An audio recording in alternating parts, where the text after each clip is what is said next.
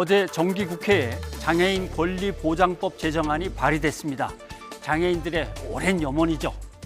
40년 만에 이제 장애인은 시혜와 동정의 대상이 아닌 당당한 권리의 주체로 나가야 된다라고 하는 겁니다.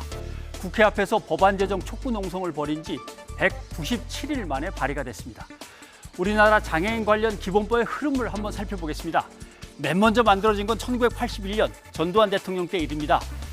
그런데 내용을 보면 장애인 수용시설 지원법입니다. 장애인들을 위한 복지는 별로 내용이 없습니다. 그러니까 장애인들은 집에 콕 박혀 있든지 아니면 시설에 들어가 있으라는 얘기가 되는 거죠. 소득보장, 사회안전망 이런 얘기는 전혀 없습니다.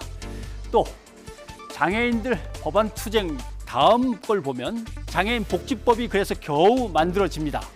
근데 이때 1급, 2급 장애인 등급을 매겨서 등록하는 제도가 만들어집니다. 등록이 돼야만 장애인입니다. 그래봤자 공공요금 조금 깎아주는 거죠.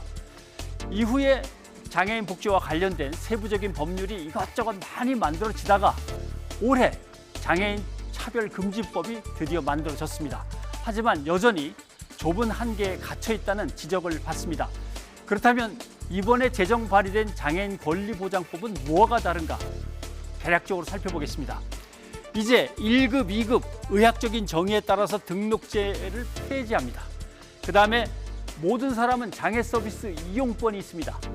나이가 들어서 또는 아주 요새 병이 심해서 몸을 움직이기 힘든 사람은 장애 서비스를 받을 수 있는 이용권이 있는 겁니다. 그다음에 국가와 지자체는 여기에 대해서 책임을 져야 한다고 못 받고 있습니다.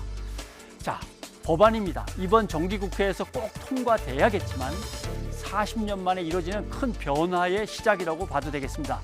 그래서 제가 포털 사이트에서 이 법안 발의 뉴스가 어떻게 보도됐나 한번 검색을 해봤습니다. 자, 보도한 언론들입니다. 장애인계 인터넷신문, 비장애계 인터넷신문.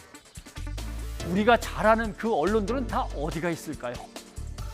네, 장애인은 차별받고 쫓겨나고 비참해 보여야만 언론의 기사거리가 된다는 그 좁은 시각에서 벗어나야 합니다. 변상욱의 앵커 리포트였습니다.